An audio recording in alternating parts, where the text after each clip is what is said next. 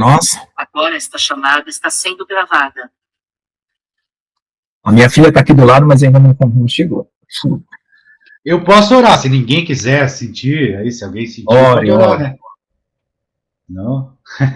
Eu oro, não tem problema. Vamos lá. Amém, meu amado. Vamos orar então, né? Glória a Deus, aleluia. Obrigado, Jesus. Vamos agradecer, né? Em nome de Jesus, Pai, obrigado por mais essa aula, segunda aula, né? Louvado seja o nosso Deus por isso. Eu peço a bênção para cada um aqui, Pai, né? Em nome de Jesus, né? Todos que estão aqui, a irmã Cleuma, o pastor Lucas, né? A irmã Márcia, glória a Deus. Vamos ver quem está mais. A irmã Pâmela, a irmã Ricardina, Pai. Eu peço a tua bênção para cada um, peço que o teu Espírito Santo vá conduzindo esta aula, né?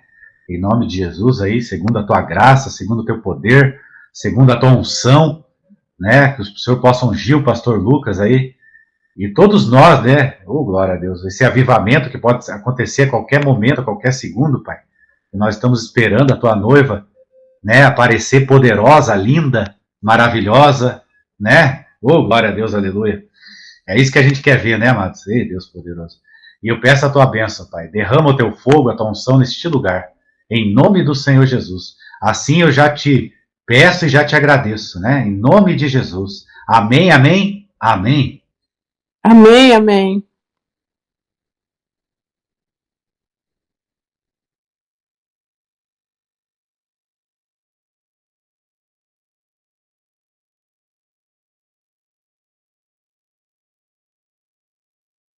Antes de você começar, irmão Lucas, eu posso abordar um pouco mais no assunto? É assim, ó, tudo parte do princípio do amor de Deus. Porque não é, a gente fala muito do nosso amor a Deus, mas tudo partiu do princípio do amor de Deus para o mundo. Que ele amou tanto o filho dele que ele deu o filho dele.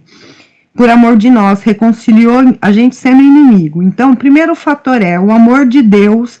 Nós só conseguimos e passamos a amar a Deus porque, de alguma forma, o amor dele nos constrangeu, através do Espírito Santo, que eu acredito.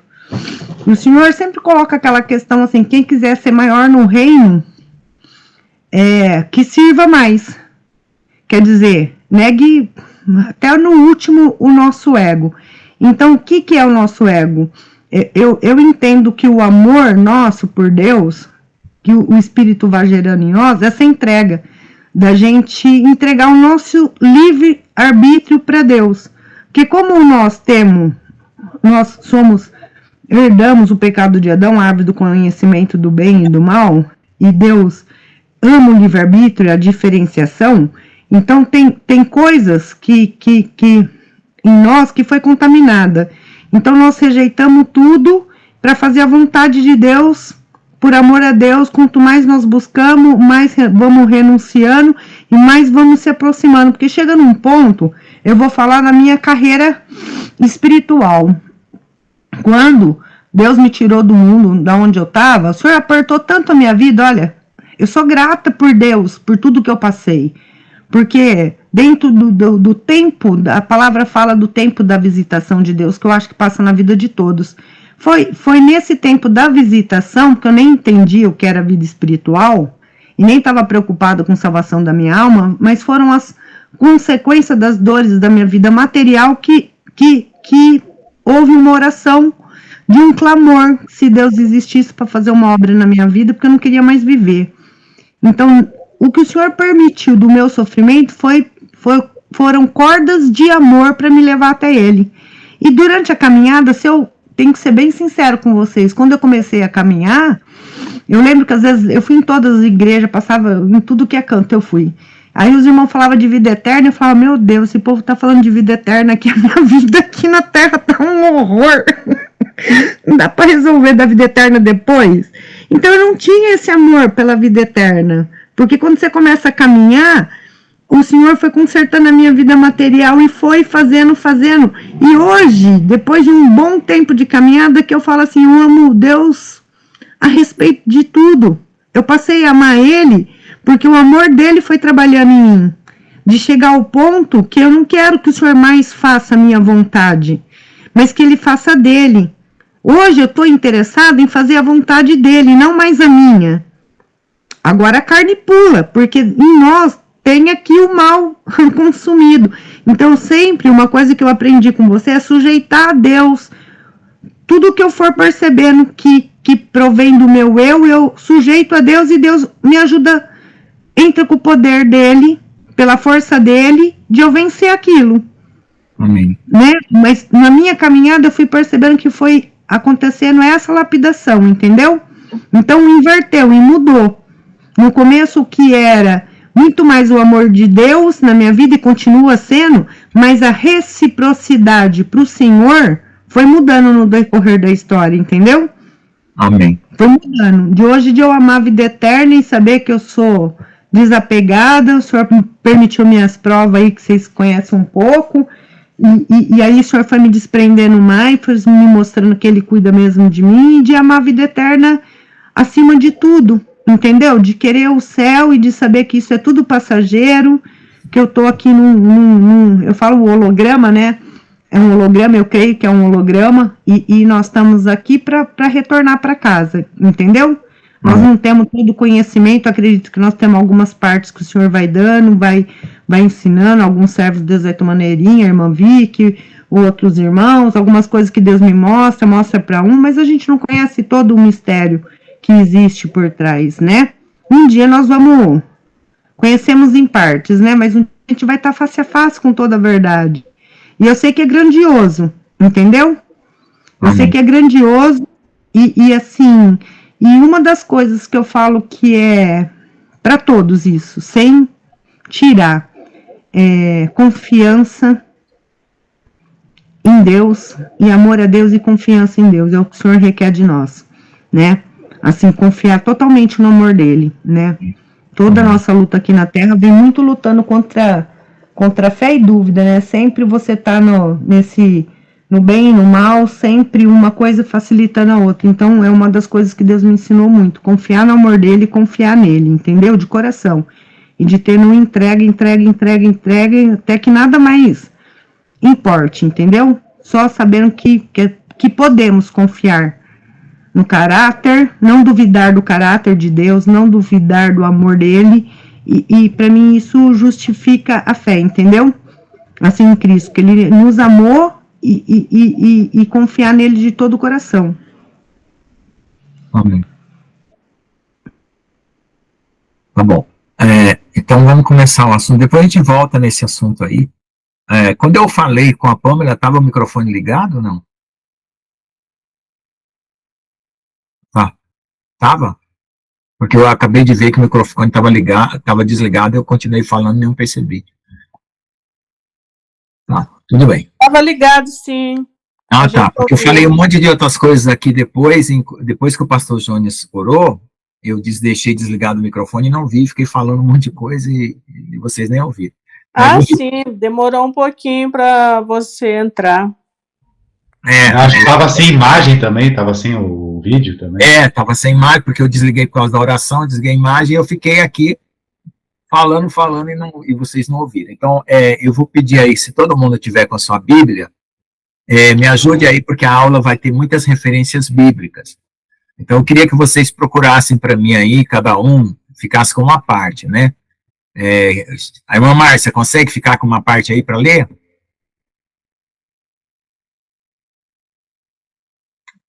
Consigo, já peguei minha Bíblia aqui. Êxodo 19:6 e Apocalipse 5:10. Calma aí. Êxodo 19:6 está aqui na tela, ó. É o segundo item. Ah, mas eu não enxergo, eu tô no celular. Ah, tá. 19:6 e Apocalipse 5:10. Você quer que leia o 19:6? Na hora que eu pedir, você lê. Então, calma aí, deixa eu já deixar marcadinho aqui. Isso. Pastor Lucas, eu lembrei das aulas de teologia que os professores faziam exatamente isso também, ó. Dividir os versículos, porque tem muita referência aqui hoje, então a gente não... Se eu for parar para procurar... E Apocalipse 5:10. Bom? Calma aí, só puxar aqui. Sorte que minha Bíblia, a letra é grande. Tô feia no pedaço, vou ter que renovar a carteira. 5:10, né? Uhum.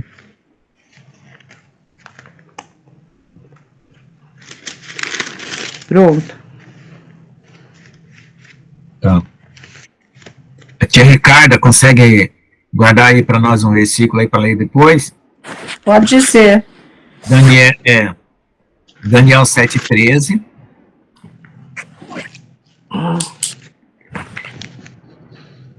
Daniel 7:13. Que mais? Zacarias 12:10. Zacarias 12:10. Tá bom, vou procurar aqui. Tá. Pamela, consegue guardar 2 para nós aí? Tá bom, então vai ter que ler, tá? Aqui para nós em online. Zacarias 14:6.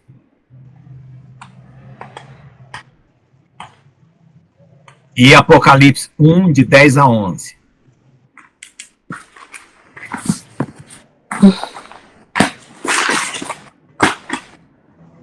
Valeu. Pastor Jones, Mateus 28:18. Tá bom. Então vamos lá. Então a paz, Senhor Jesus, a todos, irmãos, obrigado aí pela presença de vocês. Vamos continuar andando com Jesus. Agora a nossa perspectiva é a volta dele, né?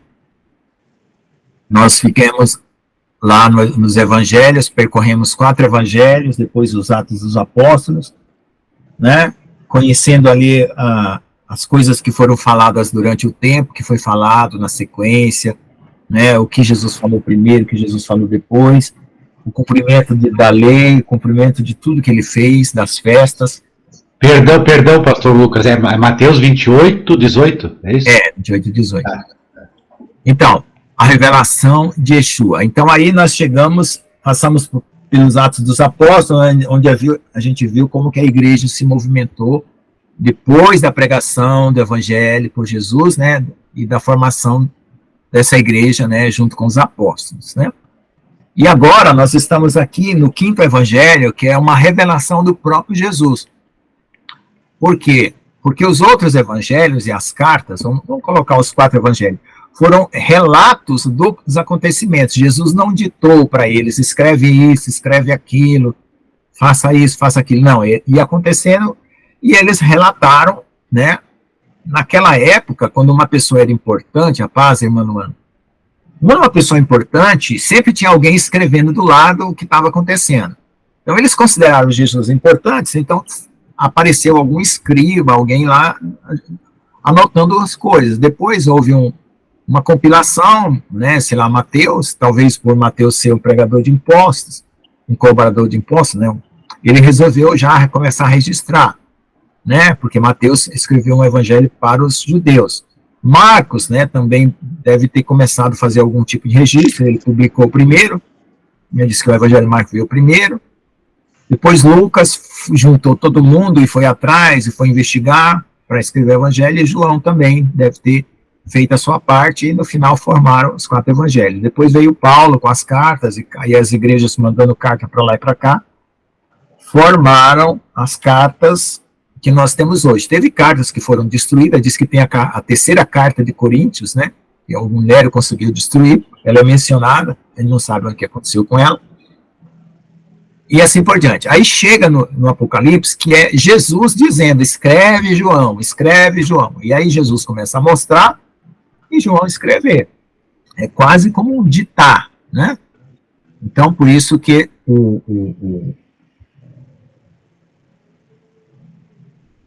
Espera aí que deu um tilt aqui na minha tela. Por isso que o evangelho, né, ele tem esse aspecto, né, diferente, né, o evangelho do Apocalipse, vamos dizer assim, que é o 5º evangelho. Então, eu falei na aula passada que esse evangelho do Apocalipse, ele é, vamos dizer assim, o que Jesus fez depois que ele subiu para o céu, tá? E o que é Apocalipse? Revelação. Então, Jesus está revelando, tirando o véu das coisas celestiais, tá bom? Então, vamos lá. A revelação de Yeshua, o Messias, Apocalipse 1, de 7 a 9. Eis que vem com as nuvens, e todo olho verá, e também aqueles que o traspassaram, e todas as raças da terra lamentarão por ele. Sim, verdade. Eu sou o Aleph e o Tav, porque em hebraico esse João e algumas coisas foram escritas em hebraico. Só que as cópias hebraicas não estão aí, por aí. Elas se perderam e ficaram as cópias gregas. Mas a gente sabe que foi escrito em hebraico pela maneira como tem as palavras que são adaptadas para uma outra língua. Então fica aquela dificuldade, né? Porque se tivesse sido escrito originalmente na mesma língua, não teria essa dificuldade, porque é o que eles chamam expressões idiomáticas, né? Porque tem muitas expressões idiomáticas que vêm do aramaico ou do hebraico, por isso que se sabe disso. Então, eu sou o Aleph Tav, que é a primeira e a última letra do alfabeto hebraico. Ou, no grego, é alfa e ômega. Começo e fim, diz Jeová, aquele que é, que era e que há de vir. O Todo-Poderoso é o Shaddai, né? O Shaddai é o nome que é dado para Todo-Poderoso. Então, assim, a volta de Jesus, gente, não tem como o Bluebeam, né, que o pessoal fala do projeto Bluebeam, que vai imitar a volta de Jesus. Se alguém cair nessa imitação, é porque não estudou a Bíblia e não se preparou.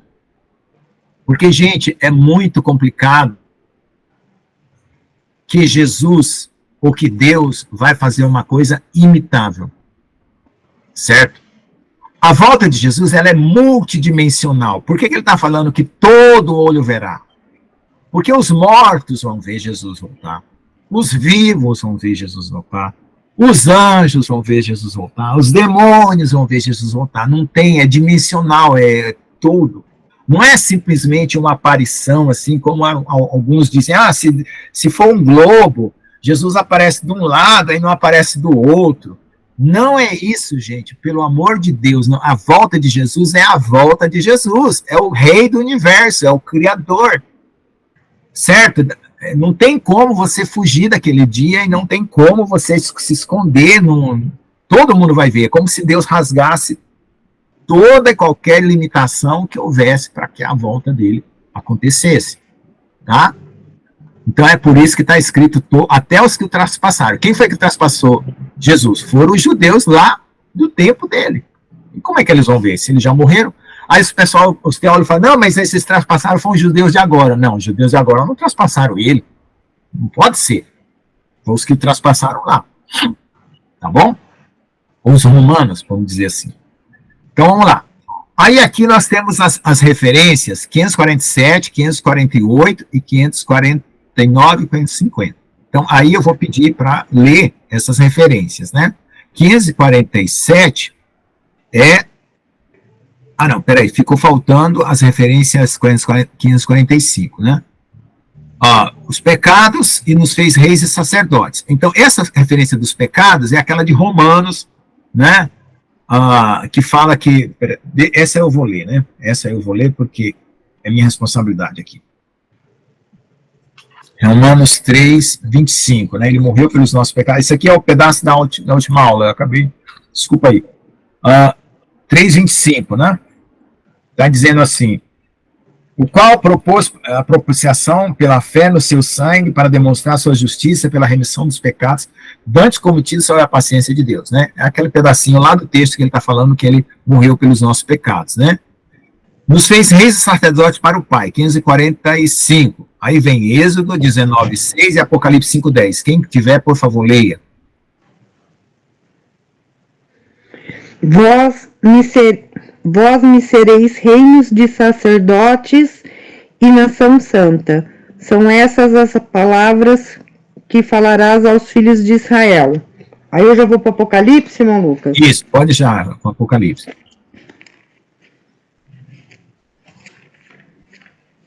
Apocalipse 5:10. 5:10. Então, aqui na minha Bíblia, e para o nosso Deus os constituíste reino e sacerdotes e reinarão sobre a terra. Amém.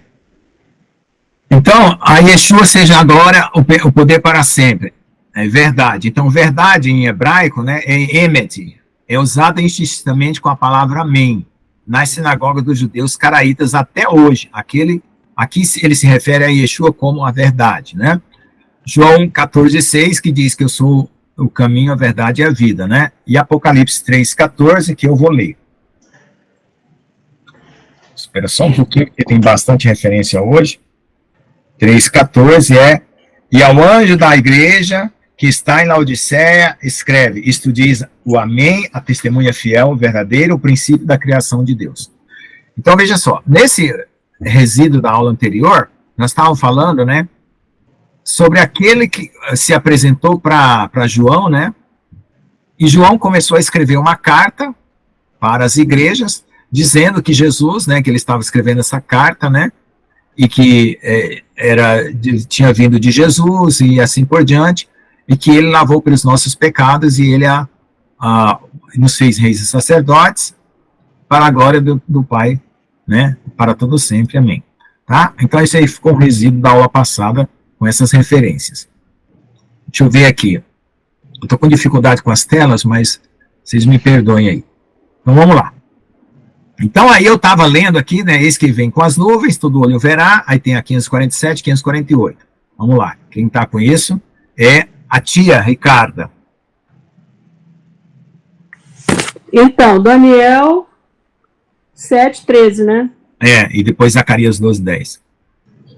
Eu estava olhando nas minhas visões da noite, e eis que vinha nas nuvens do céu um como o filho do homem, e dirigiu-se ao ancião de dias, e o fizeram chegar até ele. Vamos lá para Zacarias. Zacarias 12:10. E sobre a casa de Davi e sobre os habitantes de Jerusalém derramarei o espírito de graça e de súplicas. E olharão para mim, a quem transpassaram, e o prantearão como quem pranteia por um unigênito, e chorarão amargamente por ele, como se chora amargamente pelo primogênito. É forte, hein, isso aí? Uhum. Então, aí vocês viram, né, que isso está envolvendo, alguém levantou a mão? Não. Que está envolvendo, né, o passado, o presente e o futuro, né? Sobre a volta de Jesus, quando diz que todas as raças da terra se lamentarão, né? E aí, até a parte, eu sou Aleph Tav, diz Jeová, aquele que era, que é e que há de vir, o Todo-Poderoso. Então, tem o 549 e o 550. Vamos ver para quem que eu dei. Zacarias 14:6, Apocalipse 1:10-11. Foi a Pamela.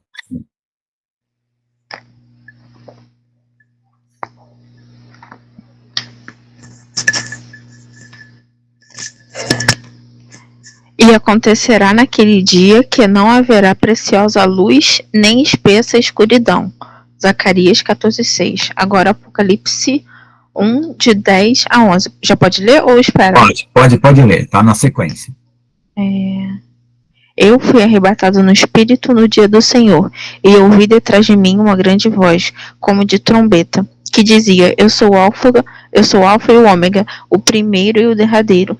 E o que vês, escreve num livro e envia-os às 7 igrejas que estão na Ásia, a Éfeso, a Esmirna, e a Pérgamo, e a Tiatira, e a Sardes, e a Filadélfia, e a Laodiceia. Amém, obrigado. Então, irmãos, essas são as referências aí que estão cruzadas com o Velho Testamento e o Novo, né?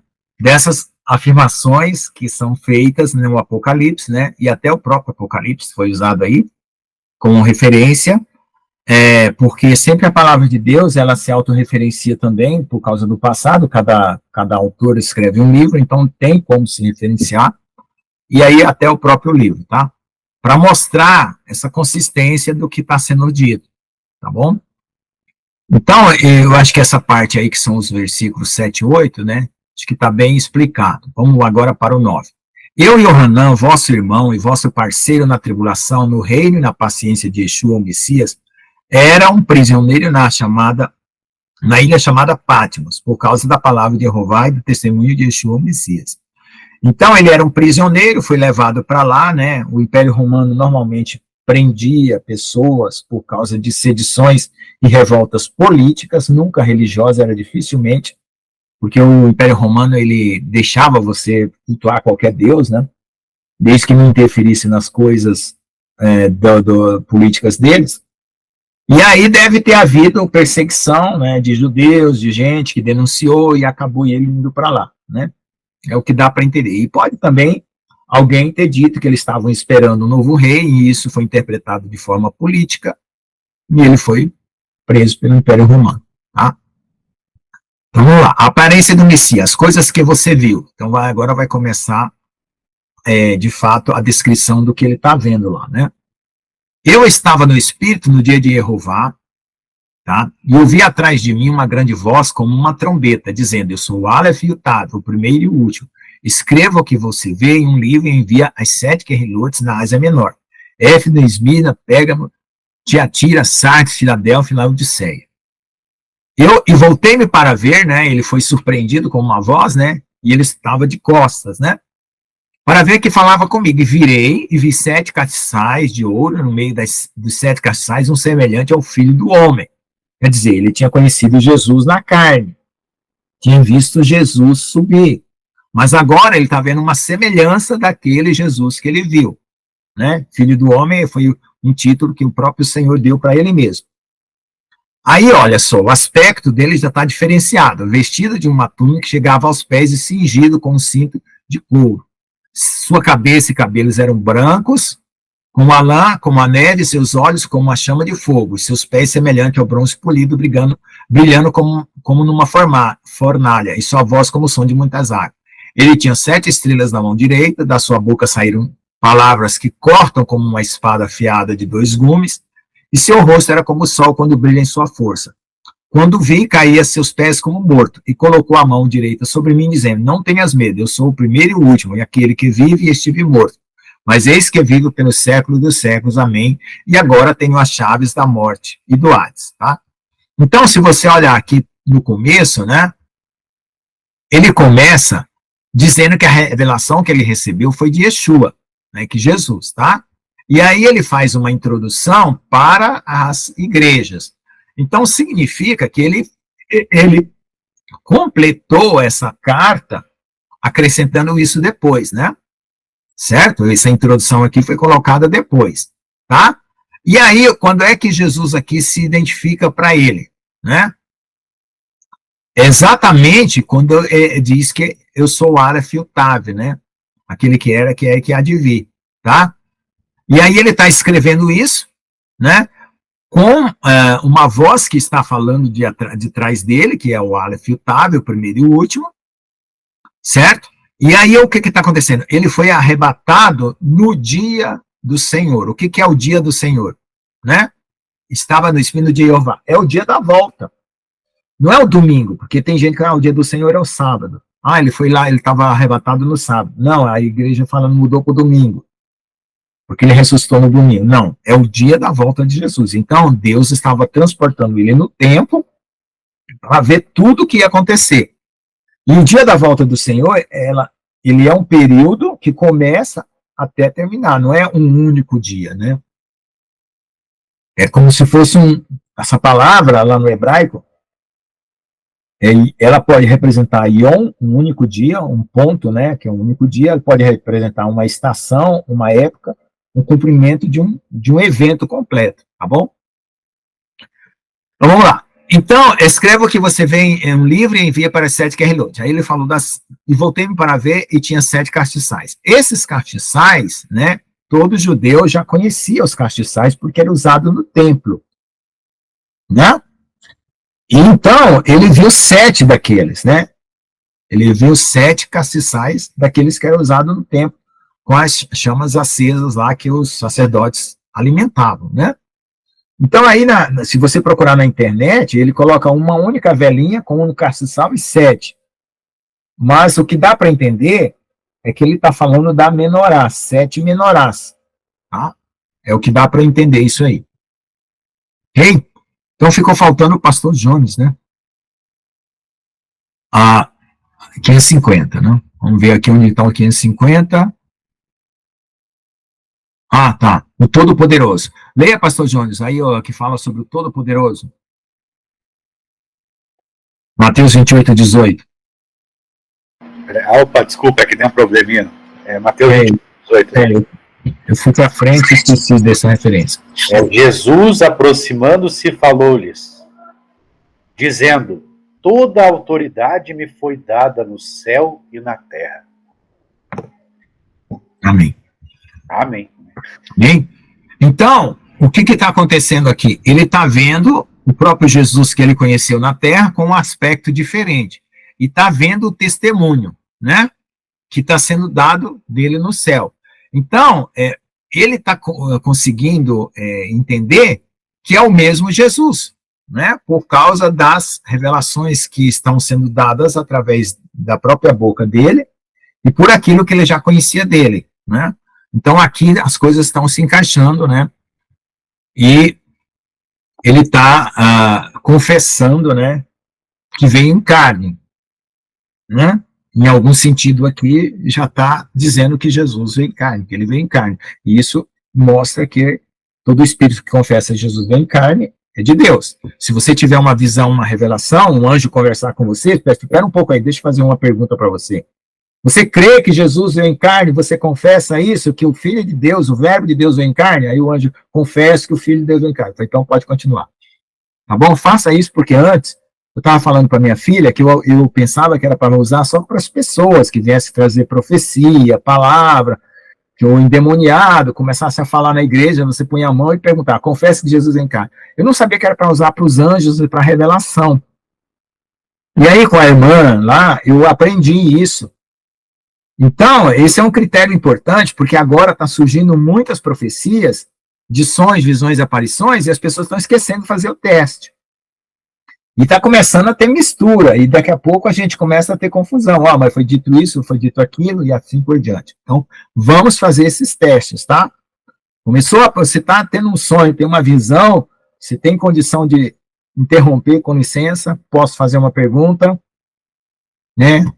Se alguém nunca viu um anjo, nunca viu um fulano ou alguém, já pede para confessar isso, tá bom? Vamos lá.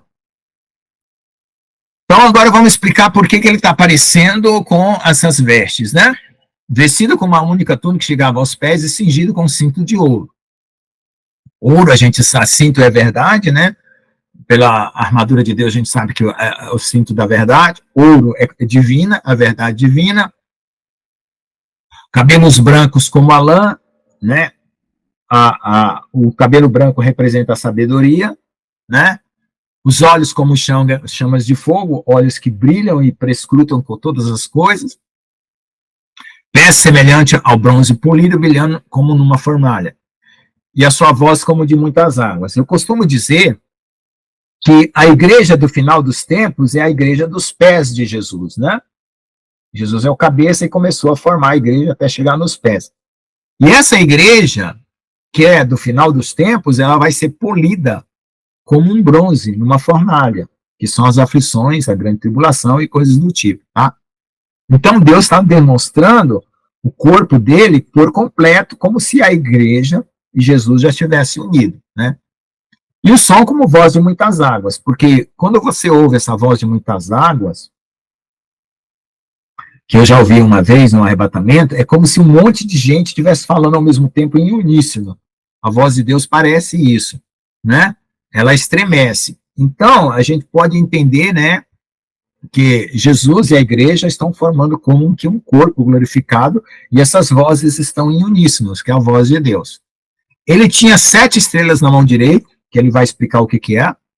De sua boca saíram palavras que, aqui foi acrescentado pelo Michael Rood, né, uma espada afiada de 2 gumes, né? Aí ele está dizendo que são palavras que cortam como uma espada, ele está dando a interpretação dele, tá? E seu rosto era como o sol quando brilha em sua força. Então, eu já vi uma luz que eu considerei ser a luz de Deus, ou a face de Deus, que brilha como o sol e você não suporta olhar, tá? Mas assim, uma visão muito rápida, né? Não chega a durar nem 3 segundos, uma visão muito rápida sobre isso aí. Então, eu quero dizer o que com isso? Que, na verdade, né, esse caráter indistinguível do rosto de Deus, ou de Jesus, na glória dele, né, é uma coisa que se manifesta, né, e se manifestou primeiro para João, né, e é importante você ter essa, vamos dizer, abertura de você falar assim, poxa vida, Senhor, me mostra algo do céu, algo de ti, para quando você estiver precisando de uma força, de um amparo, de uma situação, Deus te dá uma visão que te fortalece, que te anima, que te tira daquele lugar. E às vezes que eu vi essa visão, eu estava abatido e eu levantava com uma coragem renovada, uma coisa totalmente renovada, tá bom? Quando vi, caí a seus pés como morto. Daniel também teve essa reação, né, de ver a glória de Deus e, pum, perder todas as forças. Você simplesmente perde todas as forças, porque as nossas forças são humanas, né? Colocou a mão direita sobre mim, dizendo, não tenhas medo, eu sou o primeiro e o último. Novamente, né, aquele que vive, estive morto, mas eis que viu pelos séculos do céu também, e agora tem as chaves da morte e do Hades, né? O Hades significa o inferno. Hades é a sepultura, não o lago de fogo, exatamente. Tem muita igreja que confunde a sepultura com o lago de fogo. O lago de fogo não foi inaugurado ainda, tá? No final, Rassatã, morte e Hades, aquele que não foi achado no escrito, eles serão lançados no lago de fogo. Tá bom? Então, aqui nós temos o próprio Apocalipse como referência, né? Então, eu vou deixar, não vou passar essa referência para vocês, mas à medida que tiver outra referência, eu já vou passar. Então, vamos continuar. Instruções de Yeshua para Yohanan. Escreva as coisas que você viu e aquelas que são e aquelas que devem ser depois dessas. Então, ele vai fazer passado, presente e futuro. Por quê? Porque Deus, ele se apresenta como Yehová. Yehová é esse, aquele que era, que é e que há de vir. Então, por isso que ele vai escrever sobre coisas passadas, presentes e futuras, né? As cartas, as 7 Querelot, as coisas que são agora. O mistério, Apocalipse 1, 23 até 22. O mistério das 7 estrelas que você viu à minha direita e dos 7 castiçais de ouro, as 7 estrelas são os mensageiros das 7 Querelot, e os 7 castiçais que você viu são as 7 Querelot, tá? Então aqui já tem bastante situação para a gente conversar sobre o assunto. Por quê? Porque alguns pastores dizem que Deus nunca se refere a homens como estrelas. Sempre se refere a homens como anjos. E o Michael Rood aqui colocou como mensageiros, para não ficar, vamos dizer, caracterizado se são homens ou se são anjos que tomam conta dessas igrejas. Então, veja só, esses mensageiros aqui, para o Michael Rood, que é o que fez essa organização dos evangelhos cronológicos, são homens, pastores, o responsável pela igreja. Para alguns outros pastores, são anjos, né? Esses anjos, eles estão cuidando dessas igrejas e estão sendo advertidos de coisas que eles deveriam estar impedindo de acontecer e não estão conseguindo impedir. Mas isso significa também que as pessoas que estão nessas igrejas deveriam também assumir as suas responsabilidades pessoais. Então, as 7 cartas, elas têm 3 tipos de implicações: pessoais, regionais, que são lugares e pessoas, pessoais, que são pessoas que estão tomando atitudes, e históricas, como fases da igreja. Então, essas 3 implicações é vista, né, quando você vê as pessoas fazendo comentários sobre as 7 cartas de Apocalipse, tá bom? Eu acredito nas 3 implicações, porque para mim já foi útil pessoalmente. Eu já vi que, historicamente, Jesus exerceu essa influência através dessas cartas lá no passado, e as igrejas desapareceram porque não cuidaram. E serve para a história também, que foram fases da igreja, tá? Então, é uma coisa assim muito séria, porque a gente já tem o bom exemplo e o mau exemplo. Então, se a gente tem o bom exemplo e o mau exemplo, significa que a gente tem que botar as barbas de molho, né? Como diz a história, né? Autoridade, para Éfeso. Aí ele vai desenvolver essas 7 cartas em várias etapas. Uma ele vai chamar de autoridade, elogio, reclamação, ele vai chamar de aviso, promessa, né? E assim por diante. Então, vamos lá. Escreve os mensageiros daquele lá em Éfeso, aquele que tem as 7 estrelas da mão direita, aquele que anda no meio dos 7 candeeiros de ouro, diz o seguinte, ao elogio, conheço as tuas obras e o teu trabalho árduo e paciência, e que você não pode suportar os iníquos. E testou aqueles que afirmam ser apóstolos e eles não são, e descobriu que são mentirosos. E sofrestes e tens sido paciente e trabalhas arduamente por amor do meu nome e não desmaiaste. Então, quando ele está fazendo essa afirmação, ele está dizendo para nós, ao mesmo tempo, que também temos a autoridade de fazer as coisas dessa maneira. Por quê? Porque é um elogio, né? Então, um elogio é uma coisa boa que alguém fez e você pode copiar. Então, a gente pode ter um trabalho árduo na nossa vida, ter paciência, não suportar coisas erradas, né? E testar os apóstolos. Isso a gente pode fazer tranquilamente, porque a carta aqui está autorizando nós, tá?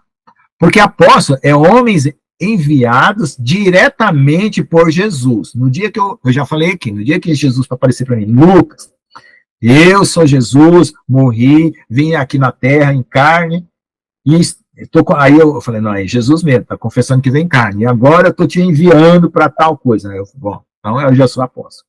Entendeu? Tem muita gente dizendo que é apóstolo, e nunca Jesus mandou ele fazer nada. E isso, ele comenta, ele fala, né? Ele fala disso, lá nos Sonhos com a Eri, ele fala, olha, tem gente aí que eu não mandei falar nada, não mandei ensinar nada, não mandei fazer nada e estão fazendo. E eu não fui enviado por mim, por isso que está dando problema. Tá? Descobriu somente nós, sofreste, tens sido paciente, trabalha arduamente por amor do meu nome e não desmaiaste. Tá. Reclamação. Mas tenho contra ti que abandonaste o primeiro amor. Eu já me senti dessa igreja, né? Como é que é o nome dela aqui? Éfeso. Eu já me senti um Efésio. Por quê?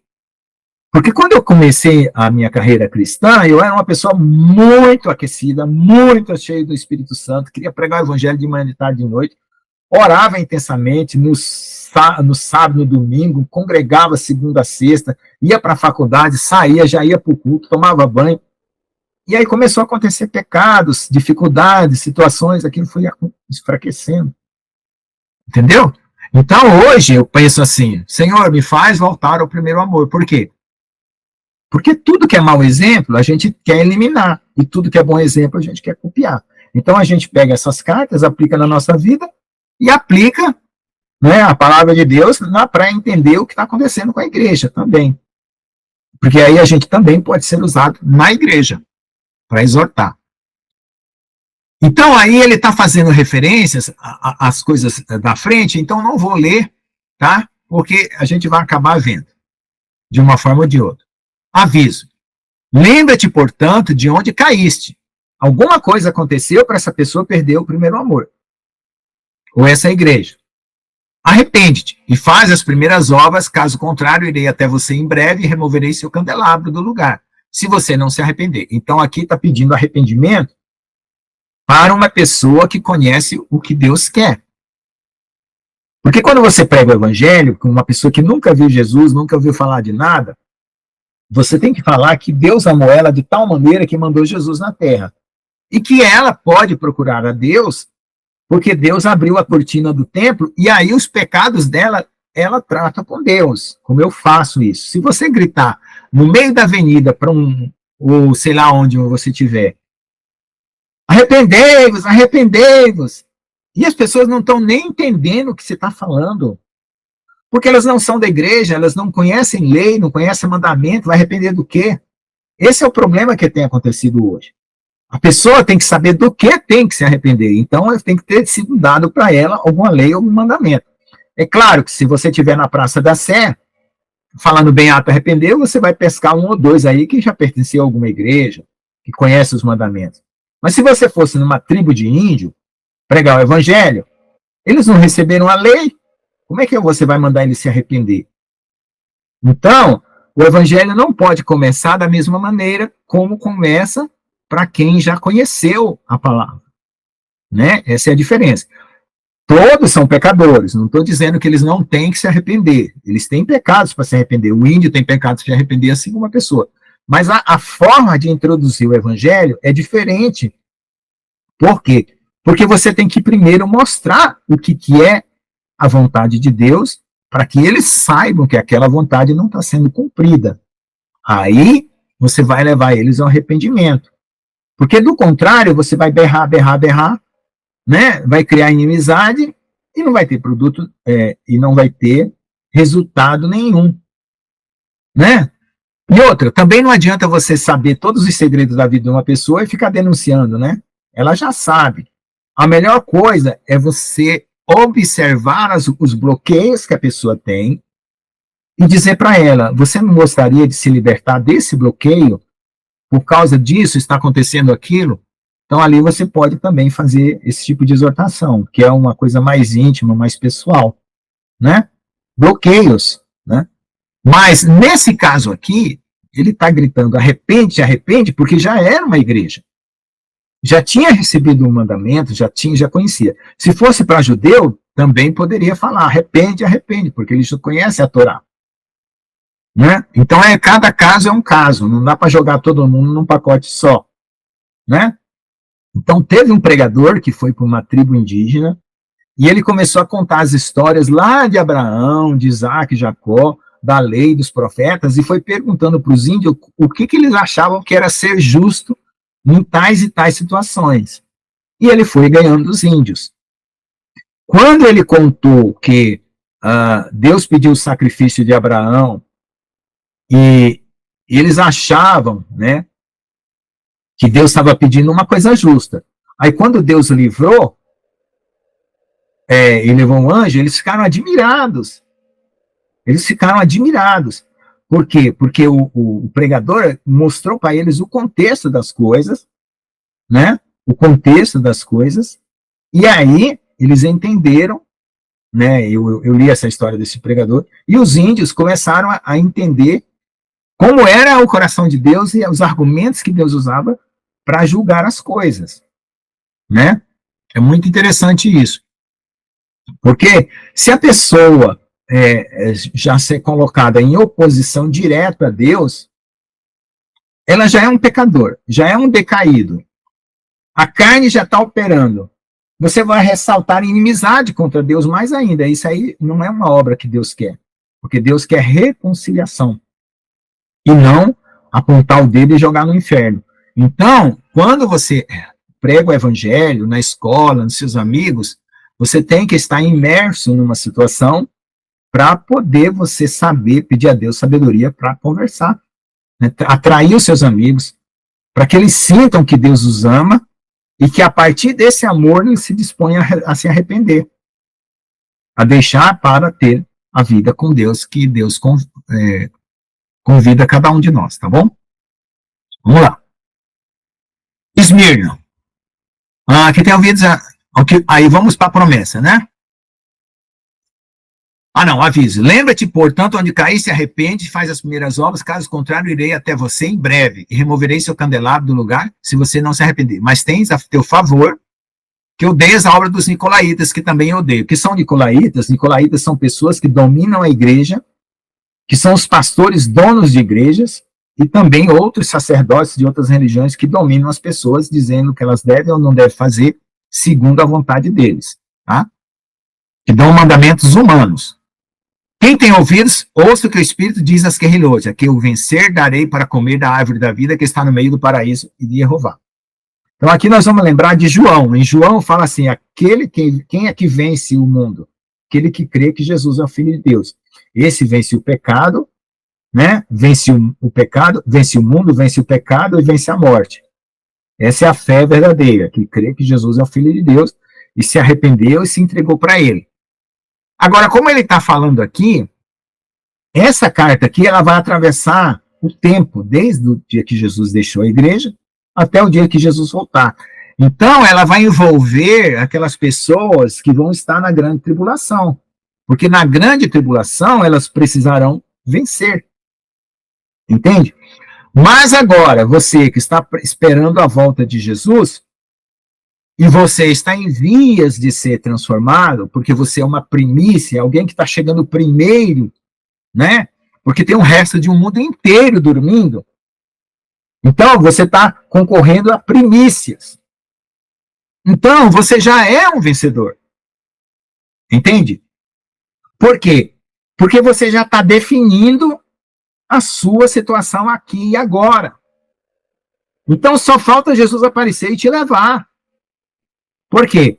Porque você está limpando as suas vestes todos os dias, se arrependendo, mostrando para Deus, ó Senhor, o meu coração aqui, o meu coração ali, me ajuda aqui, me ajuda ali, eu falei isso que eu não devia ter falado, me perdoa. Então você está todo dia fazendo a lavagem da palavra. E você está vigiando porque você sabe que Jesus está aqui nas portas. Então você já é um vencedor, então você só está precisando embarcar, certo? Como primícias para o céu.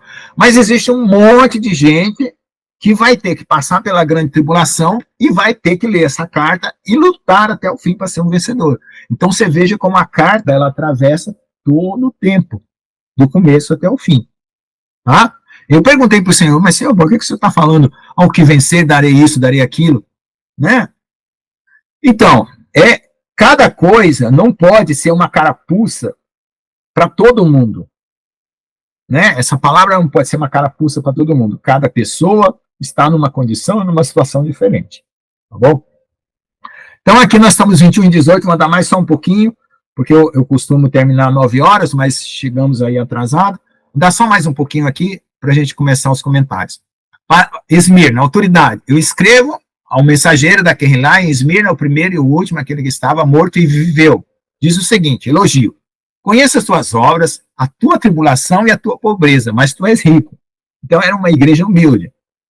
E a blasfêmia daqueles que se afirmam ser Israel, e eles não são, mas a Assembleia de Hassatã. Né? Então aqui, ele está trocando a palavra lá que está na nossa Bíblia, deixa eu ver aqui, capítulo 2:9, né? 2:9. Se dizem judeus. Porque a palavra aí, judeu, ela fica uma conotação muito pejorativa, né? Tá? São pessoas que se afirmam ser de Israel, que são das tribos judaicas ou qualquer coisa assim, e eles não são, mas da Assembleia de Hassatã. Por que ele está falando da Assembleia de Hassatã? Ele vai explicar depois, né? Vamos lá. No grego, Nico quer dizer conquistador, laitos, pessoas, conquistador de pessoas. Então, Nicolaitas são gente que domina, né? A sistemática subjugação das pessoas sob uma hierarquia de sistema religioso autoritário. Yeshua evitou essa tática ditatorial quando Tiago e João usou sua mãe em uma tentativa de garantir uma posição nicolaíta para eles mesmos entre seus companheiros discípulos, né? Foi quando a mãe, né, de Tiago e João chegou para perguntar lá para ele se podia colocar o filho dele um na direita e outro na esquerda. E Jesus tirou essa situação deles porque eles queriam ser dominadores. Essa técnica lead goat, que tem como resultado a manipulação, intimidação e controle, é uma forma de bruxaria, tá? É comum entre as nações ditadoras e sistemas religiosos falsos que precisam evitar que o rebanho pense por si mesmo. Então, nós devemos pensar por nós mesmos, por isso que nós estávamos falando de quem é o eu que renuncia a si mesmo, né? Aí a irmã Márcia falou sobre o amor de Deus e tal, depois eu volto nesse assunto aí. E o que é bruxaria? Bruxaria, existe a feitiçaria, a bruxaria e a magia. A feitiçaria é quando eu encanto a pessoa com palavras e seduções, né? Com uma roupa, com um presente, com algum suborno. Isso é feitiçaria. Bruxaria é quando eu manipulo pessoas e objetos para influenciar pessoas. Por exemplo, eu faço um boneco voodoo, começo a espetar, é bruxaria. Eu manipulo situações para fazer as pessoas me obedecer, é bruxaria, entendeu? Tá? Judeus, nos dias de Roboão, filho de Salomão, a nação de Israel, ela vai fazer o comentário sobre por que ele usou a palavra Israel e não judeus, que está na nossa Bíblia. Foi dividido em 2 reinos separados, que eram conhecidos como Israel, do norte, e Yehudá, no sul. Centenas de anos depois, os israelitas no reino do norte foram conquistados e dispersos pelos assírios. Uma geração depois de sua diáspora, os israelitas na Judéia foram exilados para a Babilônia, onde o termo Yehudi, traduzido como judeu em português, se tornou comum para os israelitas que viviam no reino do Judá. O termo Yehudi aparece pela primeira vez em 2 Reis 16:6, antes do cativeiro na Babilônia, mas não se tornou comum até o cativeiro na Babilônia. As tribos do norte de Israel permaneceram espalhadas entre as nações. Quando os israelitas judeus voltaram da Babilônia, o título judeu, Yehudi em hebraico, permaneceu com eles como parte de sua identidade nacional. Um pequeno grupo de israelitas das tribos do norte, que retornou à terra, também participou desse denominador comum. Por volta do primeiro século, o termo judeu e israelita eram usados indistintamente, embora sua distinção profética e histórica ainda seja válida. Hoje, o termo judeu não está mais relacionado exclusivamente à área da Judéia. Shaul usou repetidamente os termos judeu e israelita indistintamente em suas cartas, que é Paulo, né? Ele se autodenominou israelita, Romanos 11:1. E em outro contexto, um judeu da tribo de Benjamim, que foi criado na religião dos judeus, um fariseu, Filipenses 3:5. Aqui no livro de Apocalipse, Yohanan está se dirigindo aos que afirmavam ser israelitas, mas não eram. Essas pessoas na Assembleia de Esmirna não afirmavam ser fariseus, judeus religiosos, nem afirmavam ser habitantes da Judéia. Shaul esclareceu em Romanos 2, de 28 a 29, pois não é judeu aquele que o é exatamente, mas quem é judeu é o que é internamente. Tá? Deixa eu ver se tem continua. Continua aqui. Shaul se sente confortável trocando os termos judeus e Israel. Os gentios sempre foram bem-vindos para serem enxertados em Israel, o que é uma questão de se voltar para o Deus de Israel de todo o coração e guardar seus mandamentos. Shaul continua e afirma em Romanos 2:29 que o verdadeiro judeu é aquele cujo coração é circundado pelo Ruá. Essa mudança interna foi profetizada em Jeremias 31:33. Mas esta é a aliança que farei com a casa de Israel e com a casa de Judá depois daqueles dias, dizendo, Jeová, porém me atorará em suas mentes, escreverei em seus corações e serei o seu Deus, e eles serão o meu povo. É por isso que ainda há problema de separar verdadeiros crentes daqueles que apenas afirmam, Ruach Kodesh está escrevendo sua Torá nos corações e mentes daqueles que afirmam seus. Então aí ele está dizendo o seguinte, que aqueles que Deus realmente escreve os seus mandamentos, que as suas instruções, ou a sua Torá, nos seus corações e mentes, esses são verdadeiros judeus. Os que se dizem e não cumprem, não são. O Kodesh está escrevendo sua Torá nos corações e mentes daqueles que afirmam ser seus, aqueles na Kehilá de Esmirna que afirmavam ter sido enxertados em Israel, ser do mesmo corpo, mas eram mentirosos, conforme Romanos 11, de 1 a 36 e Efésios 3:6. Eles se apropriaram de uma nova aliança inventada por homens que não tinha nenhuma semelhança com a aliança renovada do Messias com a casa de Israel e a casa de Judá. Jeremias 31:31. Enquanto Yeshua caminhava entre os candeeiros sem ser visto, ele expôs aqueles que afirmavam ter sido enxertados em Israel, mas não tinham a Torá escrita em seus corações. Ele os chamou de enganadores, membros da Assembleia de Hassatã, não enxertados na Kehilá de Israel, embora eles se enganem por estarem na fé e fingirem manifestar o poder do Espírito Santo. Um dia Yeshua lhes dirá na sua face, eu nunca os conheci, violadores da Torá. Então aqui eu acho até importante, Mateus 7, 22, 23, é onde está escrito isso. Lê Romanos 11, de 1 a 36 e Efésios 3, 6. Vamos lá. Para a gente fechar a aula de hoje. Que aí eu volto na semana que vem. Né? Hoje já é quinta-feira e já estamos em cima do horário.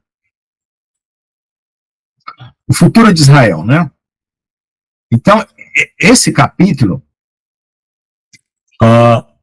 Peraí. Romanos 11, de 1 a 36, exatamente o capítulo inteiro. Deixa eu ver aqui Efésios 3, 6, porque aí a gente pega o contexto. Né? Efésios 3, 6. A saber que os gentios são cordeiros de um mesmo corpo, participantes da promessa em Cristo pelo Evangelho. Né? Romanos, deixa eu ver aqui. Digo-vos, pois, porventura rejeitou Deus o seu povo? De modo nenhum, porque também eu sou israelita da descendência de Abraão, da tribo de Benjamim. Deus não rejeitou o seu povo que antes conheceu. Ou não sabeis que a Escritura diz de Elias, como fala Deus contra Israel, dizendo, Senhor, mataram os teus profetas e derribaram os teus altares, e só eu fiquei e buscaram a minha alma? Mas que ele diz, a resposta divina, reservei para mim 7.000 homens que não dobraram os joelhos a Baal. Assim, pois, também agora nesse tempo ficou um remanescente, segundo a eleição da graça. Mas se é por graça, já não é pelas obras, e de outra maneira, a graça já não é graça. Se, porém, é pelas obras, já não é mais graça, e de outra maneira, a obra já não é obra. Pois que o que Israel buscava não alcançou, mas os eleitos alcançaram e os outros foram endurecidos. Como está escrito, Deus lhe deu um espírito de profundo sono, olhos para não verem e ouvidos para não ouvirem até o dia de hoje. E Davi diz, torne-se a sua mesa em laço e armadilha em teu peso por sua retribuição. escureçam-lhe os olhos para não ver e encurvam-se continuamente as costas. Digo, pois, porventura tropeçaram para que caíssem? De modo nenhum, mas pela sua queda veio a salvação dos gentios, para os incitar em emulação. E se sua queda é a riqueza do mundo e a sua diminuição a riqueza dos gentios, quanto mais a sua plenitude. Porque convosco falo os gentios, que enquanto for apóstolo dos gentios exaltam meu ministério, para ver se de alguma maneira posso incitar a emulação os da minha carne e salvar algum deles. Porque se a sua rejeição é a reconciliação do mundo, qual será a sua admissão, senão a vida dentre os mortos? E aí ele continua, né? Depois vocês podem ler em casa, eu não vou me estender mais, para poder não ficar tão grande essa aula, e eu volto na próxima aula, retomando esse tema aqui. Tá bom? Deixa eu só fazer um fechamento aqui, que eu estou na segunda carta, né? Esmirna. Vamos lá. Aviso, não tenha medo do que irá sofrer. Eis que Satã porá alguns de vocês na prisão, para que possam ser testados. E vocês terão tribulações por 10 dias. Se fiel até a morte, ele daria a coroa da vida. Então, essa tribulação de 10 dias parece que ainda vai se cumprir para esse tipo de igreja. Tá? Porque cada um também é um tipo de igreja. Ainda vai se cumprir agora nesse final dos tempos. Tá? Quem tem ouvidos para ouvir, ouça o que o Espírito diz aos que relotes, aquele que vencer não sofrerá o dano da segunda morte. Então, 562, 563 tem as referências do próprio Apocalipse. Tá bom? Alguém quer fazer algum comentário? Então, fizemos 2 igrejas hoje, mas eu pego essa última igreja, que é a de Esmirna, porque ainda tem outras coisas para comentar aqui na aula que vem, tá? Porque teve um comentário muito extenso aqui da Esmirna. Eu vou deixar parado aqui, para eu me lembrar que na semana que vem... Pode falar, pastor Jones.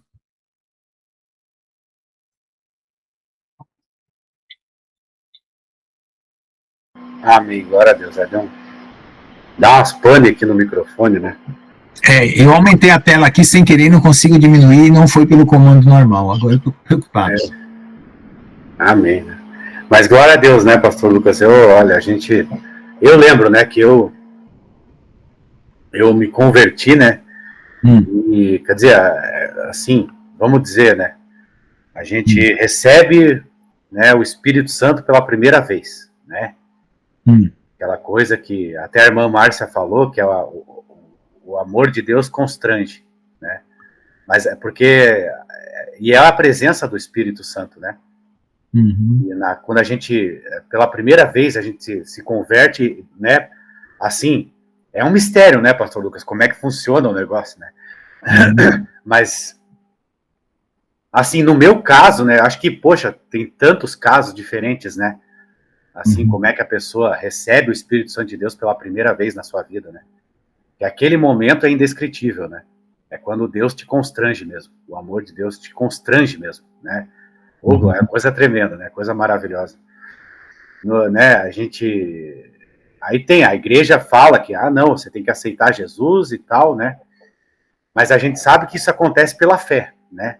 Um ato de fé teu faz o Espírito Santo entrar dentro de você, né? Você crendo, né? Você crê em Jesus e tal, de alguma maneira você crê em Jesus, né? E você tem aquela fé, e aquela fé abre a porta, né? E você recebe o Espírito Santo de Deus pela primeira vez na tua vida, né? Todos chamam isso do quê? Do primeiro amor, né? Que é quando você fica naquela felicidade tremenda que você quer que todo mundo sinta a mesma coisa, né? Você quer que o cachorro, o gato sinta a mesma coisa, você fala para todo mundo, né? E eu lembro que a minha infância espiritual, né? Ela foi na igreja quadrangular, né? Foi ali que eu passei a minha infância espiritual, né? Foi ali naquela igreja, né? Tudo bem. E no primeiro amor, né, pastor Lucas? Todo mundo é teu herói, né? Você começa a ver o pastor como herói, todo mundo é herói, né? O cristão maduro que está lá, que é usado por Deus, é o teu herói, né? Você quer ser igual a ele. Esse é o primeiro amor, né? Todo mundo é perfeito para você, né? Todo mundo é perfeito. Tipo, pô, o pastor presidente da tua igreja, pô, o cara, né? Como diz lá, como todo mundo dizia assim, né? Não, ele é o anjo da igreja, né? Ele é o anjo da igreja, ele é o anjo. E você respeitava todo mundo, porque você estava naquele primeiro amor, né? E glória a Deus por isso, né? Mas daí o tempo vai passando, né? Né? A gente vai vendo os erros, né? Aí que a gente vai vendo com o tempo, né? Aí aquele primeiro amor, eles dizem que isso é o primeiro amor, né? Quando tudo é lindo para você. E é uma coisa linda mesmo, é lindo, né? Você está naquela infância espiritual, você é uma criança, né? Todo mundo para você é um herói, né? Para você ver como tem uma relação mesmo da tua vida, da vida espiritual. É a mesma coisa, é uma maturidade, você vai crescendo, né? Aí você vai crescendo e você vai vendo os erros também. Aí você vai começando a ver os erros da igreja, os erros dos pastores, aquilo que era um herói para você. A tua igreja, né? A tua igreja é linda, é maravilhosa, é a melhor, né? É tudo assim. Esse é o primeiro amor, né? Agora, o que acontece, né, pastor Lucas? Jesus disse que a gente não deve perder esse primeiro amor, né? A gente não deve perder ele. Mesmo a gente vendo as falhas das pessoas, a falha da tua igreja, a falha do pastor, você deve manter esse primeiro amor, né, no teu coração, né? Jesus diz isso, ele fala, ele adverte a gente, né? Mantenha esse primeiro amor. Sempre tem esse primeiro amor que você tinha quando você era uma criança espiritual nas minhas mãos. Mantenha ele, não perca, jamais, né? Mas a gente vai vendo os erros da tua igreja, os erros dos pastores. Aí Deus te manda para outro lugar, né? Aí você começa, né? Daqui a pouco Deus te manda para outro lugar. Daí começa uma coisa, né? Você começa a tua maturidade ali, o teu crescimento espiritual, né? Que é uma coisa muito linda também, né? Uma coisa bonita. Tudo tem que ser lindo e bonito, né? Mas a gente nunca deve perder esse primeiro amor, né? Essa coisa linda, essa coisa maravilhosa. Né, amados? Glória a Deus. É isso aí. Obrigado. De nada, pastor. Tá tudo certo. Mas a tia Ricarda quer fazer um comentário? Pode fazer. Sim, eu quero fazer um comentário que toda essa aula, né, ela foi ali entrelaçada com a sabedoria, né? Primeiro eu quero levantar aqui uma visão, né, que eu tenho sobre o Apocalipse, a visão de João. Eu fico pensando, João viajou no tempo e viu tudo, né? Porque ele viu Jesus, ele viu os cabelos brancos, ele viu o cinto de couro, ele viu tudo. E aí você citou, se alguém chegar numa praça e disser, arrependam-se, alguns não vão saber, vou me arrepender de quê, né? Eu não tenho pecado, porque eles não conhecem, através da palavra, o que é certo, o que é errado, então eles não se julgam pecadores, mas aquele que tem um conhecimento sobre a palavra sabe, né? Olha, eu preciso me arrepender porque eu não segui a palavra de Deus conforme eu sabia e tal, né? E aí a gente fica pensando, quando a pessoa vai ler o Apocalipse, ele fica sem entender, né? Porque diz, como é que ele já viu isso tudo? João viajou no tempo? Isso existe? Como é que isso acontece? Não é? Então, as pessoas que estão começando, que não têm assim, uma profundidade sobre a palavra de Deus, fica com essa série de perguntas. Por outro lado, eu quero falar aqui sobre a tribulação, né? Que está prevista lá no Apocalipse. Por quê?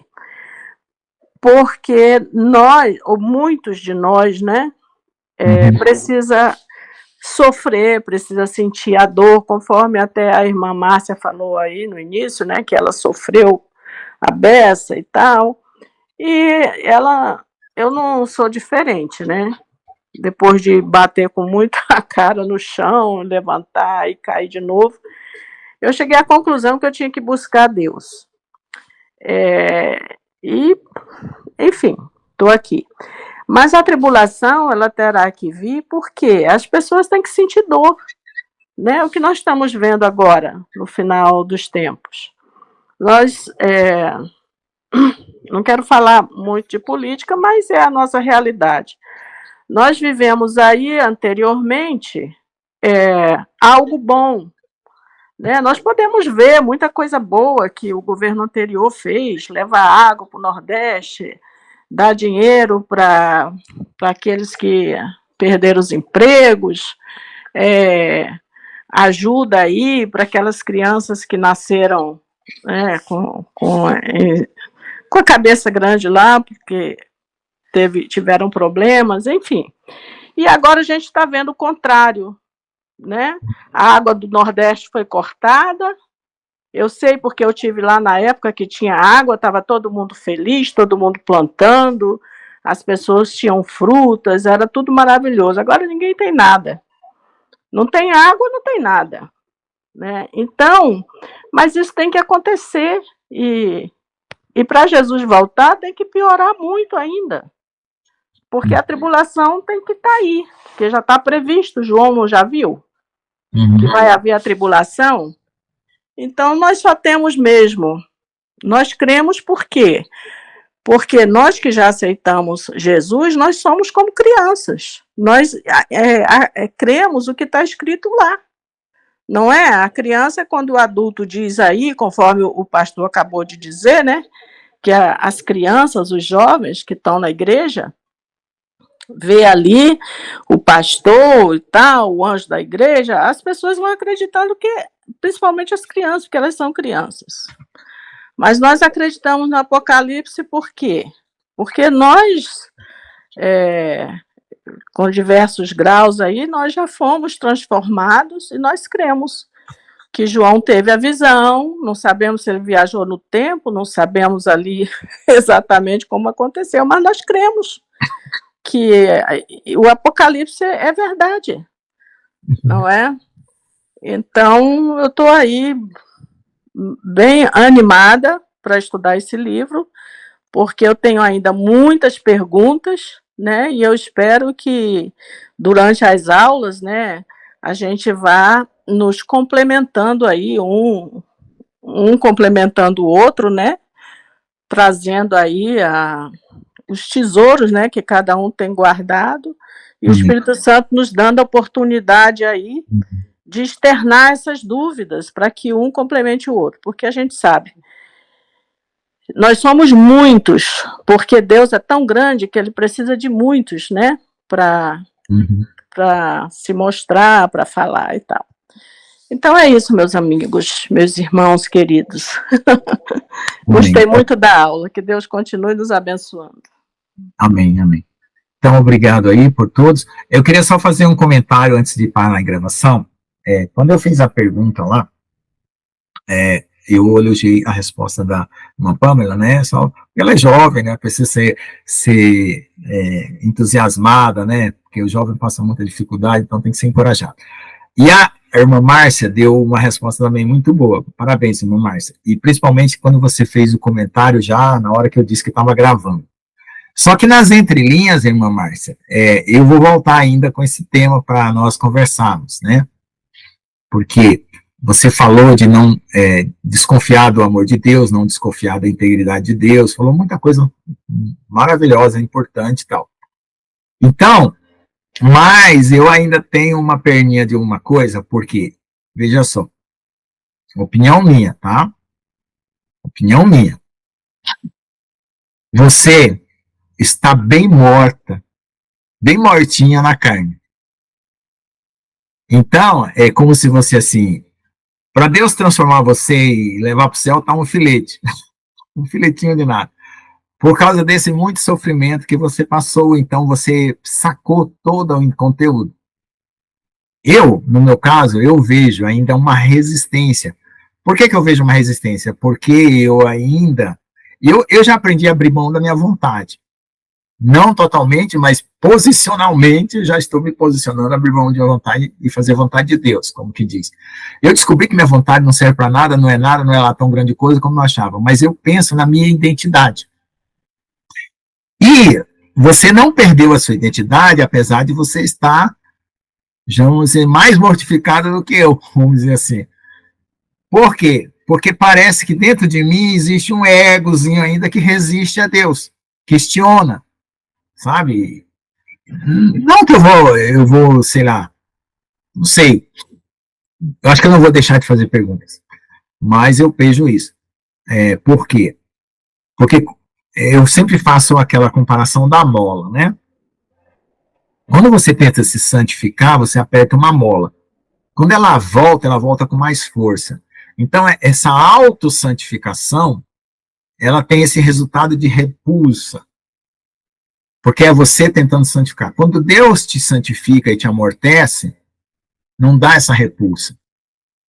E às vezes eu forço um pouco mais na minha justiça própria.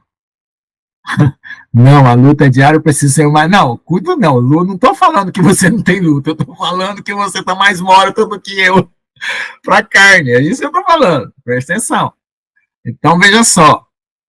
Então, eu sinto a compressão, a minha mola já está pequena, não é uma mola tão forte, é uma mola de pneu de caminhão, tá? É bem forte, a minha carne era mola de pneu de caminhão, era mais forte. Então, a mola já está mais forte, mas ainda assim. Por quê? Porque no meu coração existe um medo de perder a identidade. Entende? Porque a vida religiosa, para mim, ela foi um pouco, como é que eu posso dizer? Apavorante. Me fez pavor. Porque quando eu era criança, eu não me preocupava com esse negócio de identidade, nada, eu era feliz, espontâneo e tal, blá. E aí, quando eu aprendi a cumprir regras na igreja, sistemáticas disso, daquilo, para agradar a Deus, eu fui me tornando hipócrita, porque eu já pensava na recompensa, não em fazer para receber com altruísmo, né, como diz, né, sem pensar nas consequências. Então, aí eu comecei a barganhar. Eu vou fazer isso porque Deus vai me dar aquilo, eu vou fazer isso porque Deus vai me dar aquilo. Então, hoje, na igreja, acontece essa barganha. Então, quando você falou do amor de Deus, que quando a gente tem um limite de entendimento, que é o do nosso amor, que já é uma retribuição, certo? Faz conosco. Do que você recebeu de Deus, os pais fazem isso. Você ganha beijinho se você obedeceu, aí você ganha um sanduíche, ganha um chocolate, aí ensinam a barganhar na igreja, na família, em todo lugar. Então, vamos lá. Quando você disse que você recebeu o amor de Deus e você está com o seu amor em retribuição, para mim a sua resposta está maravilhosa. Nota 10. Mas eu acho que as pessoas precisam entender, eu me incluo no meio dessas pessoas que precisam entender, que essa espontaneidade dessa retribuição, ela não vem pelo caminho da barganha, e não vem pelo caminho do eu ainda quero ser. Sabe por quê? Como eu falo, existem 4 tipos de orgulho. O orgulho de ser, eu sou. O orgulho de ter, eu sou dono de fazendas e de propriedades. Eu sei isso. E eu faço, né? Ter, ser, fazer e saber. São 4 orgulhos que a gente tem. Esses orgulhos, eles têm que acabar. Sabe por quê? Porque a gente associa esse orgulho à nossa identidade. E não é a nossa identidade, ela tem que ser tirada da nossa identidade. E para nós vermos essa identidade, deixa eu terminar, para nós vermos essa nossa identidade real, que é a verdadeira identidade pela qual Deus nos criou e nos formou, que é o verdadeiro retrato do Lucas, o verdadeiro retrato da Márcia, da tia Ricarda, que vai ficar limpo, ele vai aparecer sem esses 4 orgulhos. E se vai aparecer sem as outras manchas. Por quê? Por que é importante? Porque eles são as raízes de todos os outros males que vêm em consequência, que são pecados, egoísmo, maldades, carne, e soberba, e qualquer outra coisa que vem. Eles vêm a partir daí, é como se fosse a nascente do pecado. Eles precisam morrer para nós estarmos realmente de vestes brancas. Porque o nosso próprio esforço de perder o orgulho não funciona como uma mola, uma hora volta mais. Qualquer outro esforço, então, é por isso que eu falo muito de rendição. Mas eu acho que você, além da rendição, você encontrou um grau a mais que você não consegue explicar para nós. E eu ainda quero conversar sobre esse assunto. Pode falar. Assim, lembra que eu te falei daquela parte que Deus falou comigo numa madrugada, naquele processo que eu estava passando aqui numa guerra na minha casa? Então, nós temos a nossa identidade em Deus, como filho dele, foi assim, nós temos realmente essa visão deturpada. O pecado gerou em nós uma visão deturpada de quem nós realmente somos. Então, uma das coisas que a gente sempre... E pode ver que, assim, a psicologia está aí, estuda um monte de coisa, tal, na sabedoria humana, que vai estudando como o homem é, mas o fundo de tudo isso, dos nossos traumas, que é passado de geração em geração, é a nossa falta de identidade restaurada em Deus, porque nós somos filhos. E eu vim de uma guerra muito forte no meu emocional, que o diabo lutou assim, sem dó, sem piedade, em tudo, contanto que ele lutou sempre, e eu falo assim, que o amor de Deus me guardou para não ter tirado a minha vida, entendeu? Porque além de não ter essa identidade, de não saber, tudo que eu tinha de pior era o que era jogado numa guerra mental, espiritual, sobre a minha pessoa. Então eu falo que o amor de Deus cura, por quê? Porque ele vai lhe restituindo paternidade. E a paternidade celestial, perfeita. Porque nossos pais erram. Então nossos pais também têm essa falta de paternidade. Então vai passando essa, vamos falar como se fosse essa, vou falar até uma maldição, de geração em geração. Porque só é restituído espiritualmente em Deus.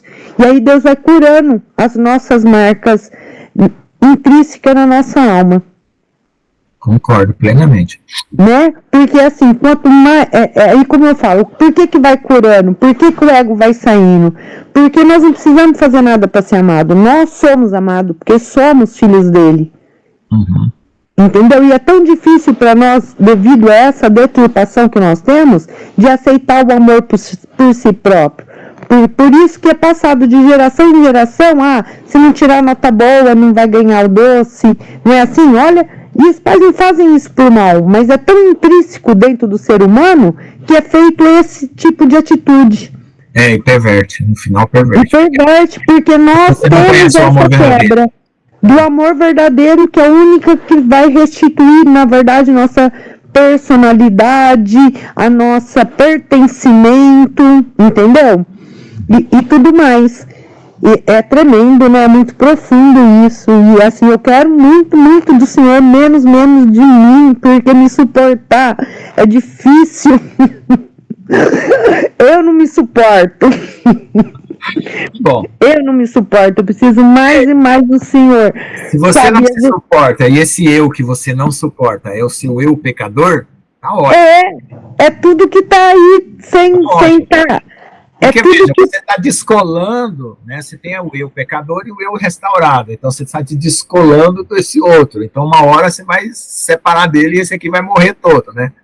Porque essa imagem distorcida, né? Que eu falo que está no pecado, a hora que Deus transfigurar nosso corpo, vai tá na transfiguração, na ressurreição, nós vamos estar perfeito, imagem e semelhança de Deus restaurada.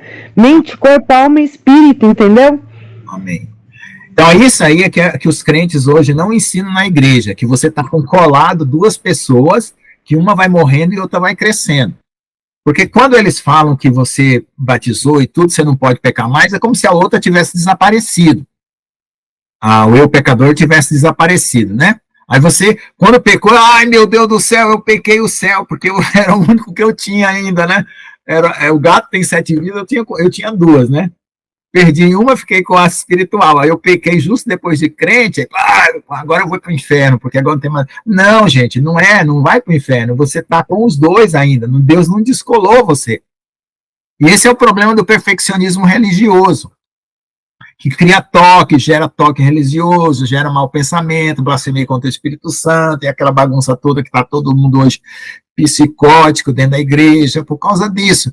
Porque não, Aí os pastores mais elaborados vêm com a psicologia, que a psicologia para mim é uma ciência adoecida.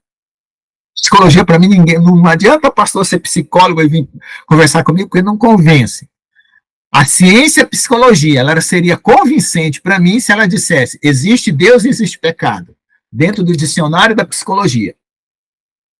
Todos os psicólogos, mesmo cristãos, estão numa base que reprova que não existe Deus e reprova que não existe pecado. Então não dá resultado para mim. Desculpa falar, irmãos.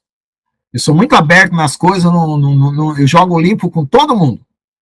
Mas eu não acredito na psicologia. Não, a minha irmã é psicóloga, cuida de criança, fala sempre a opinião de psicologia, ela não está aqui hoje, ela ia se ofender se tivesse. Ela vai assistir essa aula depois, peço perdão para ela aqui se ela assistir. Eu não acredito. Antropologia, não acredito. A história do homem é forçada para mim, está tudo errado, o homem não veio da caverna.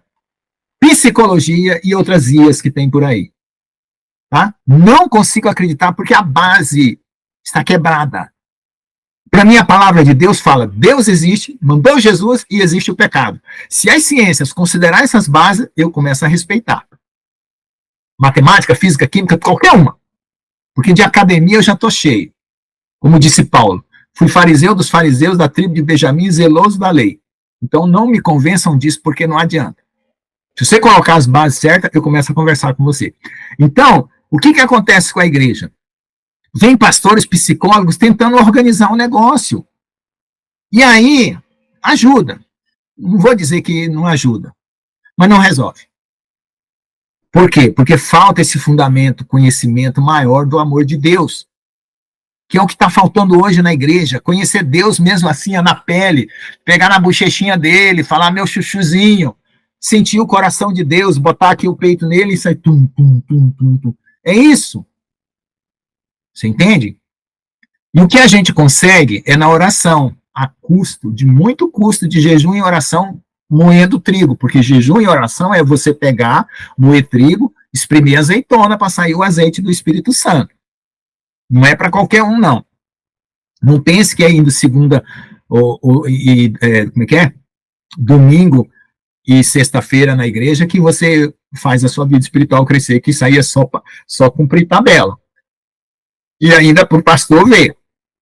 Não é para Jesus ver. Então, essa vida religiosa de cumprir tabela porque você é cristão, põe a sua biblinha debaixo de baixo, senão o pastor vai lá te visitar em casa, não é a vida que Deus quer. Porque a vida que Deus quer é uma vida que vai te fazer cidadão do céu. E cidadão tem uma cultura, tem uma inteligência, tem uma capacidade, tem uma autonomia, pensa por si mesmo, conhece as leis, os mandamentos, tem autonomia para decidir. Isso é cidadão. E a gente não vê isso acontecer. A gente vê clonagem, a gente vê corredorzinho. Né? E isso machuca o coração, angustia, não resolve e não liberta. Tá bom? Mas depois a gente volta mais nesse assunto, porque não dá para esgotar numa só aula. Tá? Quem pode orar para nós agradecer? Será que houve oração? Nem me lembro se alguém agradeceu. Falei tanto. Passei da hora. Tem alguém para agradecer? Eu agradeço.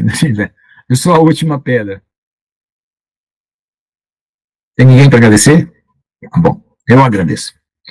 Senhor Deus, em nome de Jesus, obrigado por essa aula, Senhor, que o Senhor venha explorar no íntimo do nosso coração as questões mais profundas que nós precisamos que o Senhor resolva para nós, porque nós estamos na iminência da tua vinda. Nós queremos ser achados santo e irrepreensível e preparados para o arrebatamento, para tudo que há de vir. Sabemos que as pessoas vão entrar em muita confusão, muita angústia, ainda esse ano, pelas coisas que virão, e que nós sejamos colunas inabaláveis para levar a tua palavra a essas pessoas, consolar os nossos familiares, ter palavra de vida eterna, palavras que não vão pesar sobre elas, mas vão aliviá-las em o peso e trazê-las ao arrependimento dos seus pecados verdadeiro pelo teu amor e fazê-las com que elas reconheçam que tu está voltando e que há um céu maravilhoso, que a vida dela não está sendo interrompida, está sendo transladada para uma sociedade perfeita, para um mundo perfeito, que é o teu reino. E assim as pessoas possam entender que não é o left nem o right que vai resolver o nosso problema. Em nome de Jesus, amém. Deus te abençoe a todos. Oi.